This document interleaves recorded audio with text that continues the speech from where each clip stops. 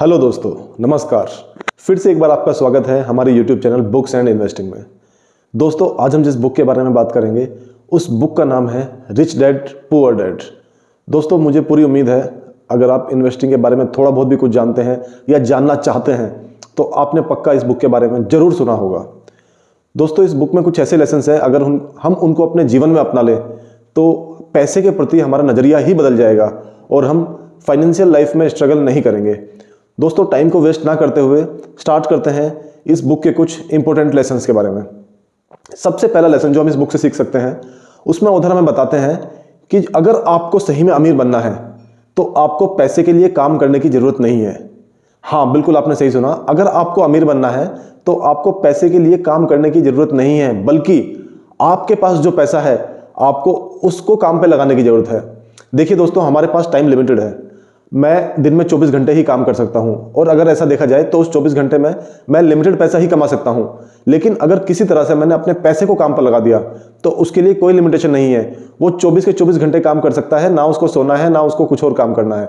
और पैसे से पैसा कमाने का मतलब दोस्तों होता है कि पैसे की कंपाउंडिंग को देखना। जब हम पैसे को काम पर लगाते हैं, इसका मतलब ये है कि हमने अपना पैसा कहीं ऐसी जगह इन्वेस्ट कर रखा है जो कि और पैसा लेके आ रहा है हमारे लिए। तो हमें जो भी हमारे पास पैसा है उसको सही जगह इन्वेस्ट करना चाहिए ताकि हम कंपाउंडिंग का फायदा उठा सकें और लॉन्ग टर्म में हमारे पास अच्छी वेल्थ एक्यूमुलेट हो सके। तो इसीलिए आपको ध्यान रखना है कि अपने पैसे को सही जगह पर इन्वेस्ट करना है। दूसरी जो सबसे इंपॉर्टेंट बात इस बुक की है, जो ऑथर बताते हैं, ऑथर कहते हैं कि आपको लाइफ में फाइनेंशियल एजुकेशन लेना बहुत ज़रूरी है। दोस्तों, स्कूल्स में, कॉलेजेस में हम बहुत पढ़ते हैं, हमें बहुत कुछ पढ़ाया जाता है, तरह तरह की चीज़ें बताई जाती है, पर हमें फाइनेंसिस के बारे में कोई नहीं बताता। हमें कोई नहीं सिखाता कि आपको अपना पर्सनल फाइनेंस कैसे मैनेज करना है। तो दोस्तों, ये हमें खुद सीखना होता है। ऑथर रॉबर्ट कियोसाकी कहते हैं कि अगर आपको लाइफ में सक्सेसफुल होना है तो आपको अपने फाइनेंसिस को मैनेज करना आना ही चाहिए। तो इसीलिए बहुत ज़रूरी है कि आप फाइनेंशियल एजुकेशन पर थोड़ा सा ध्यान दें, उसके बारे में सीखें और आप ऐसे लोगों के साथ रहें जो इस फील्ड में कुछ अच्छा कर सके हैं। जैसे कि आप जानते होंगे कि आपके कोई जानने वाले होंगे जिन्होंने अपने पैसे को बहुत अच्छे से यूज़ किया है और उसको ग्रो किया है, तो आपको उन लोगों से सीखना चाहिए। आपको ऐसी बुक्स पढ़नी चाहिए जिनसे आपको इस तरह की नॉलेज मिलती है। या आपका कोई ऐसा दोस्त है जो अच्छी इन्वेस्टिंग करता है, जिसको नॉलेज है, जिसको इंटरेस्ट है, तो आपको ये चीज़ें सीखनी ही पड़ेंगी। वरना आप दोस्तों कितना भी पैसा कमा लो, अगर आप उसको सही से यूज़ नहीं करोगे, अगर आपको फाइनेंशियल नॉलेज नहीं होगी तो वो पैसा एक दिन आप बर्बाद ही कर दोगे। और अगर आपकी फाइनेंशियल नॉलेज अच्छी है तो आप उस पैसे को बहुत इजीली मल्टीप्लाई कर सकते हैं। बात करते हैं तीसरे लेसन की। तीसरे लेसन में ऑथर हमें बताते हैं कि एसेट्स और लायबिलिटीज़ में क्या डिफरेंस होता है। देखिए, बहुत सारे लोग हमारे बीच ऐसे हैं जो लायबिलिटीज़ को एसेट समझते हैं। मान लीजिए मैंने आज एक कार खरीदी है, 10 लाख की कार है, मैं उसको घर लेके आया हूँ, मुझे लगता है ये मेरा एक एसेट है। दोस्तों, कार एसेट नहीं है अगर आप उसको अपने पर्सनल यूज़ में ले रहे हैं तो। क्यों एसेट नहीं है? आपने कार 10 लाख की ली है, आपको कार का मेंटेनेंस की जरूरत पड़ेगी, आपको कार में रेगुलरली फ्यूल डालना पड़ेगा और हर साल बाद उस कार की वैल्यू आपकी कम होती जा रही है। तो बेसिकली जो ऑथर कहते हैं कि अगर आपको लायबिलिटी और एसेट्स में डिफरेंस पता करना है तो बस आप एक रूल लगा लीजिए कि जो लायबिलिटीज़ होती हैं वो चीज़ें होती हैं जो हमारे पॉकेट से पैसा बाहर निकालती हैं, जबकि एसेट्स वो चीज़ें होती हैं जो हमारे पॉकेट में पैसा डालती हैं। अब पहले केस में जैसे हमने देखा, ये हमारी कार, ये एक लायबिलिटी है, ना कि एसेट।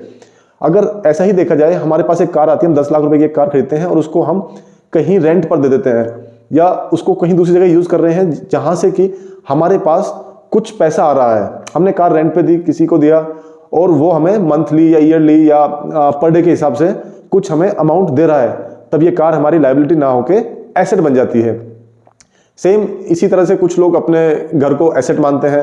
हाँ, घर एसेट होता है क्योंकि वो आपका घर है, बट अगर फाइनेंशियल टर्म्स में देखा जाए, अगर आपको आपके घर से कोई पैसा नहीं मिल रहा है, यानी आपने अपना घर रेंट पे नहीं दिया हुआ है, आप उस घर में खुद रह रहे हैं, तो वो आपकी लायबिलिटी है, ना कि एसेट। अगर आप उसी घर को किसी को किराए पर दे देते हैं, रेंट पर चढ़ा देते हैं और वहाँ से आपको पैसे मिलते हैं, तो वो आपका घर लायबिलिटी से एसेट बन जाता है। अब इससे मतलब ये नहीं है कि आपके पास घर नहीं होना चाहिए, ये सिर्फ एग्जाम्पल है, घर होना भी बहुत ज़रूरी है।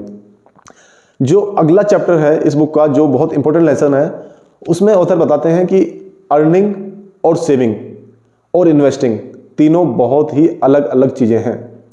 दोस्तों, हो सकता है किसी की मंथली सैलरी 1 लाख रुपए हो और ये भी हो सकता है कि 1 महीने बाद या 10 दिन बाद, 20 दिन बाद उसके अकाउंट में 1 भी रुपया ना हो। दोस्तों ऐसे लोग होते हैं। तो ये होती है इनकम, ये है उनकी अर्निंग जो वो हर महीने 1 लाख रुपए कमाते हैं। बट जो उनकी वेल्थ है वो होती है कि वो कितना सेव करते हैं और उसको कैसे इन्वेस्ट करते हैं। आप ये मान लीजिए कोई आदमी महीने के 1 लाख रुपए कमा रहा है और वो पूरे महीने में कुछ नहीं बचाता, बल्कि पूरे पैसे को यूज कर लेता है, पूरे पैसे को उड़ा देता है, अपनी जरूरतों पर उड़ाता है या मौज मस्ती करता है कहीं भी, लेकिन उसकी सेविंग जीरो है। तो दोस्तों आपको क्या लग रहा है, ऐसे आदमी के पास 10 साल बाद कितना पैसा होगा?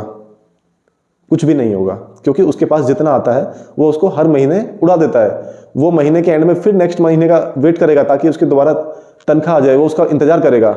लेकिन आप वहीं मानकर चलिए किसी एक आदमी की तनख्वाह 30,000 है, वो महीने के सिर्फ 5,000 रुपये बचाता है, 25,000 में अपना पूरा खर्चा चलाता है। तो उसके पास 10 साल बाद एक बहुत अच्छा अमाउंट होगा, क्योंकि उसने ये सिर्फ 5,000 रुपये सिर्फ सेव ही नहीं किए हैं, बल्कि वो इन्वेस्ट भी करेगा। और जब हम लॉन्ग टर्म के लिए इन्वेस्ट करते हैं तो पैसा मल्टीप्लाई होता है, असली ग्रोथ होती है। तो दोस्तों कभी भी अपनी इनकम को अपनी वेल्थ ना समझें, बल्कि आपकी जितनी भी इनकम आती है आपको हमेशा कोशिश करनी चाहिए कि आपको उससे कुछ ना कुछ सेविंग जरूर करनी है, और वो सेविंग आपके फ्यूचर के लिए होनी चाहिए, ताकि आप अपना फ्यूचर टेंशन फ्री होकर जी सकें, आपको किसी चीज़ की परेशानी ना हो। अब जो लास्ट लेसन है इस बुक से जो हम सीख सकते हैं, मेरे हिसाब से वो सबसे ज़्यादा जरूरी है, सबसे ज़्यादा इंपॉर्टेंट है। यहाँ पे ऑथर बताते हैं कि जब आप इन्वेस्ट कर रहे हैं तो सबसे पहले और सबसे ज़्यादा आपको खुद में इन्वेस्ट करना चाहिए, क्योंकि जो आपका दिमाग होता है वो आपका सबसे बड़ा एसेट होता है।